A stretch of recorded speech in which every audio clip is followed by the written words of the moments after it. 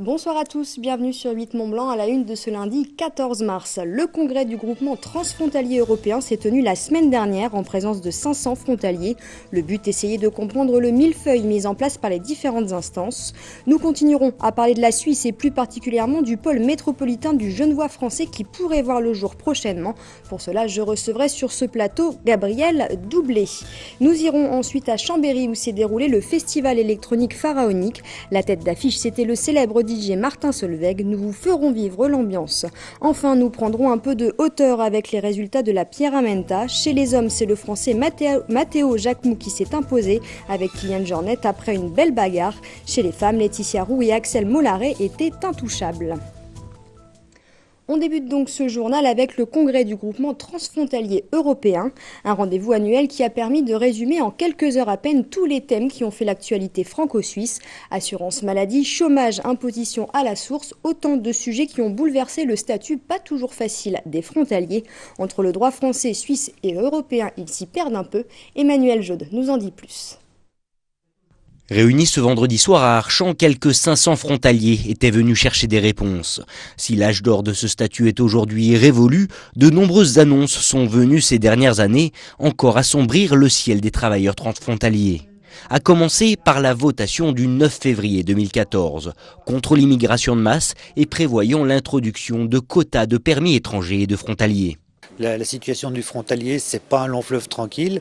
On a encore eu avec Guylaine Riondel-Besson ce matin un dialogue avec le ministère pendant une demi-heure. Donc on a eu une conférence avec le ministère de la Santé et des Affaires sociales ce matin. Donc on voit bien qu'il faut tous les jours, on remette le pain sur la planche pour pouvoir faire avancer les dossiers. Et puis aujourd'hui, ce qui a complexifié les choses, c'est qu'on est touché par trois droits nationaux, deux droits nationaux, le droit français, le droit suisse et le droit européen. Donc aujourd'hui, c'est un peu complexe. Une complexité notamment due à un manque de dialogue flagrant entre les différentes entités de part et d'autre de la frontière et cristallisée autour du problème récurrent des transports en région frontalière. On a effacé la frontière, mais finalement on n'a pas constitué de vraies relations. Et sur ce sujet des transports, il y a un vrai blocage qui va s'exprimer ce soir. Mais je porte le message du département et je n'entends pas prendre la responsabilité totale de ces excès en matière tarifaire que je ne cautionne pas et contre lesquels je me suis battu. Voilà, donc il y a un travail d'explication, de pédagogie. Un blocage également bien visible sur le cumul emploi-chômage de chaque côté de la frontière. Là aussi, Suisses et Français ne sont pas encore tombés d'accord, participant malgré eux aux réticences d'embauche de frontaliers. Je crois qu'il y a deux structures en fait aujourd'hui interlocutrices pour nous au niveau territorial. Il y a à la fois le Grand Genève qu'on est en train de construire en tant que tel et puis il y a ce qu'on pourrait appeler le Conseil du Léman qui en tout cas rassemble au-delà effectivement du Grand Genève. Je crois que moi je siège dans l'Institut politique de coopération qui est donc une instance de discussion justement à la fois avec les autorités lémaniques et genevoises et donc on peut effectivement sur certains sujets bien peser. Simplement ce qu'il faut c'est qu'on ait une concordance de vues et qu'on prenne en compte la spécificité effectivement de l'organisation territoriale. Mais je vous l'accorde, entre le millefeuille français et le millefeuille suisse, c'est pas tous les jours facile de s'y retrouver. À noter toutefois l'absence surprise de Laurent Wauquiez. Le président de la région Auvergne-Rhône-Alpes était bien sûr attendu pour intervenir sur sa politique dans le cadre des relations franco-suisses. Un point resté donc très flou pour les centaines d'adhérents du groupement ayant fait le déplacement. Et l'invité de la rédaction ce soir, c'est Gabriel Doublé. Bonsoir. Bonsoir. Alors vous êtes deuxième vice-président de l'ARC, le syndicat mixte qui regroupe les collectivités territoriales autour de Genève. Alors on vient de le voir, le département de la Haute-Savoie a des liens très étroits avec la Suisse, parfois un petit peu compliqués avec ce millefeuille. La défense des frontaliers, c'est un aussi de vos chevals de bataille ? Oui, bien entendu. Bon, après avoir vu ce reportage, effectivement, on voit que les frontaliers traversent une période qui n'est pas forcément simple. On parlait de la complexité des droits. On peut parler aussi du climat relativement délétère qui règne à Genève où un parti populiste a tendance à les stigmatiser en permanence. Donc je voudrais rappeler ici que les frontaliers, c'est une chance immense pour notre territoire au sens large. C'est une chance aussi pour Genève, puisqu'elle peut bénéficier d'une main-d'œuvre très compétente que lui fournit les territoires voisins. Et une chance pour nous aussi, puisque c'est une richesse, effectivement, qui permet de développer nos territoires d'une façon tout à fait extraordinaire. Alors justement, autre sujet qui vous tient à cœur, c'est la construction du Grand Genève. Vendredi, la commission départementale de coopération intercommunale a eu lieu. En quelques mots, c'est quoi le but de cette commission ? C'est une commission donc qui fonctionne à l'échelon départemental, composée d'élus de communes, d'intercommunalités, de l'Assemblée départementale et de l'Assemblée régionale, et qui statue sur les projets de fusion de communes, de changement des périmètres des intercommunalités ou des syndicats. L'idée, c'est un petit peu de simplifier le millefeuille français.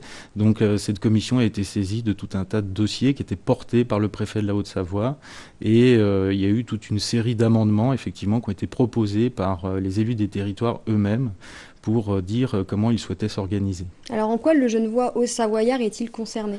Alors on n'était pas concerné de façon obligatoire, j'ai envie de dire, c'est de façon un peu facultative qu'on a profité de l'opportunité de cette CDCI pour apporter un amendement dans lequel effectivement on propose la structuration du Genevois français qui ceinture le territoire genevois pour le transformer en pôle métropolitain. Alors justement, créer un futur pôle métropolitain du Genevois français, concrètement, à quoi ça servira ? Alors, il faut savoir qu'on est déjà structuré, on est déjà un petit peu dans cette logique. Il y a eu d'abord l'association régionale de coopération qui est devenue l'Assemblée régionale de coopération, un syndicat mixte. Et pour nous, ça serait passer une étape supplémentaire pour répondre aux problématiques de nos 400 000 habitants. Voilà. Il y a 8 intercommunalités plus la commune de Thonon. Effectivement, ça représente beaucoup de monde. Nos problématiques, c'est celle de tout un bassin de vie autour de Genève. On parlait des questions de transport tout à l'heure dans la bouche de Christian Monteil, c'était assez prégnant. Voilà, on pense que c'est le bon échelon pour régler ce type de problématique-là. Ce n'est pas rajouter une couche au millefeuille déjà un peu complexe ? Non, ça serait simplement transformer ce qui existe déjà en quelque chose de plus efficace et qui correspond vraiment à ce qui peut apporter de la dynamique, de l'attractivité à nos territoires. Alors ce projet, lorsqu'il y a eu le vote 16 voix contre ce projet, qu'est-ce qui explique ce contre-vote ? Oui, effectivement, il nous manquait que 2 voix pour aboutir. Alors on peut dire, finalement, on n'était pas loin de réussir, mais c'est très dommage en même temps. C'est un petit peu déroutant parce que la proposition que formulait notre territoire était unanime à l'échelle de notre territoire. On sait que pour toutes les questions qui ont concerné l'agglomération d'Annecy, les élus étaient très divisés. Et dans ce cas-là, c'était forcément pas illogique qu'il y ait des voix un petit peu contraires et puis que certaines tensions aient pu s'exprimer. Dans notre cas, on est tout à fait unanime et du coup, on vit assez mal d'une certaine façon que des élus d'autres territoires n'aient pas voulu qu'on se structure. Alors, est-ce que c'est de la jalousie ? Est-ce que c'est de la peur ? Bon, peur en tout de quoi, cas, peur d'être happé par ce futur grand voilà, pôle, c'est toujours, c'est un petit peu comme on se représente sa nation par rapport à l'Europe ou son pays par rapport à la mondialisation. On a toujours peur d'être bouffé, quoi. C'est le mot qui ressort un petit peu tout le temps. Il faut rassurer, il faut faire de la pédagogie et dire que ces efforts de structuration des territoires, ils sont indispensables. De surcroît, dans un contexte de disette budgétaire, il faut qu'on mutualise, qu'on coopère et qu'on fasse les choses au bon niveau. Et c'est pas au détriment des autres. Du coup, quelles sont les suites pour ce projet ? Il est un peu en danger ou pas du tout ? Alors ce projet, à mon sens, il n'est pas en danger. Il va falloir faire de la pédagogie, c'est clair, mais nous, on s'est fixé un planning qu'on entend bien tenir. On est en train d'élaborer, de rédiger les statuts qui devraient être validés au mois d'avril. Ensuite, ils seront votés dans chacun des EPCI, dans chacune des intercommunalités membres de l'ARC. Et on espère pouvoir représenter ce projet devant la CDCI à nouveau en fin d'année. Et cette fois-ci, vous espérez justement que ces 2 voix contre viennent... Ça va être un débat pendant ces on espère parvenir à convaincre ces quelques voix qui nous ont malheureusement manqué. Ouais. Alors, dernière question très rapidement, qu'est-ce que ça changerait pour les frontaliers, pour les habitants de ce futur grand pôle ?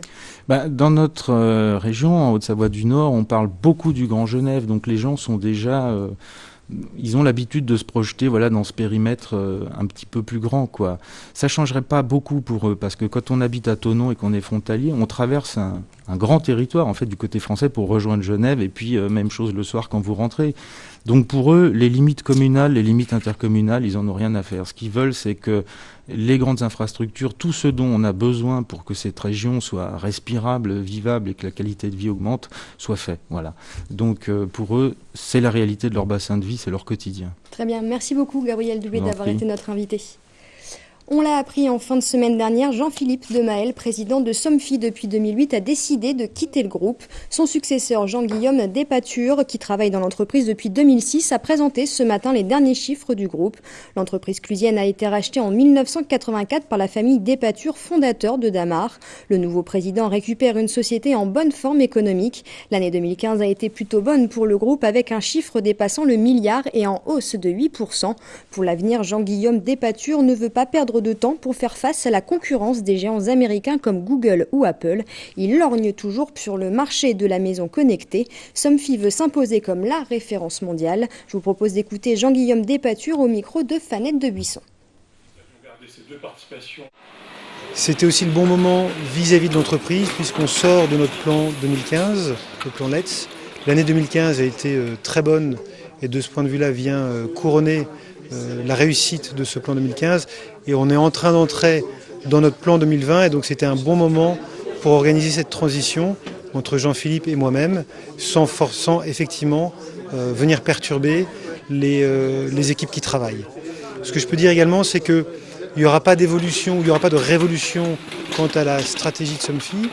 On ne fait pas fausse route, on est dans la bonne direction et la qualité de nos résultats le prouve. Je pense qu'on a un vrai enjeu, Somfy comme d'autres entreprises, de se transformer, d'une part au vu de la digitalisation, de la troisième révolution industrielle quelque part, mais également au vu des nouvelles générations qui arrivent sur le marché du travail et qui rejoignent Somfy. Et je pense qu'aujourd'hui, on a un enjeu d'aller plus loin dans notre transformation interne, de façon à donner plus d'esprit d'initiative, plus de liberté d'entreprendre au sein des équipes. J-7 avant Glisse en Cœur. Cette année, l'événement parraine l'association marseillaise Après la pluie. 135 équipes sont en course et elles ont déjà récolté 100 000 € pour un objectif final de 300 000 €. Rendez-vous donc les 18, 19 et 20 mars prochains pour le lancement de 24 heures de ski non-stop. Un peu de musique à présent. Vendredi 11 mars avait lieu le festival Pharaonique. 5000 festivaliers se sont retrouvés à Chambéry pour cet événement de musique électro avec en tête d'affiche Martin Solveig. Une réussite pour cette soirée qui a attiré des gens venus de toute la France. Julie Marchand et Emmanuel Jaude. Le Pharaonique a beau être jeune, il n'en est pas moins l'un des festivals de référence de la scène électro-française. Si ce soir, le phare est plein à craquer, c'est notamment grâce au travail acharné des 6 personnes de l'agence Poisson d'Avril. Il leur aura fallu une année entière pour préparer et scénariser l'événement au thème affirmé. On a voulu créer notre propre culture avec Pharaonique. C'est pour ça que ce soir, on va vraiment emmener les gens dans le temple de la musique, où la musique va être une divinité. C'est vrai qu'on joue beaucoup sur cet esprit des pharaons, d'où le nom Pharaonique. On s'est créé notre propre identité avec notre propre histoire. Une scénographie et de grosses têtes d'affiche comme Martin Solveig, qui ont d'ailleurs ravi le public, mais qui ont un coût, 240 000 €. C'est donc là un beau pari pour le jeune festival savoyard, comme pour l'agglomération chambérienne, partenaire du projet. C'est un festival qui est très important parce que d'abord il y avait une volonté politique locale de le soutenir pour que les jeunes chambériens, les jeunes savoyards, les jeunes gens des pays de Savoie et même de la région aient un événement vraiment digne de ce nom. Mobiliser 5000 personnes aujourd'hui à peu près, avec tous les bénévoles que ça draine et l'origine géographique de nos visiteurs, c'est vraiment un immense succès.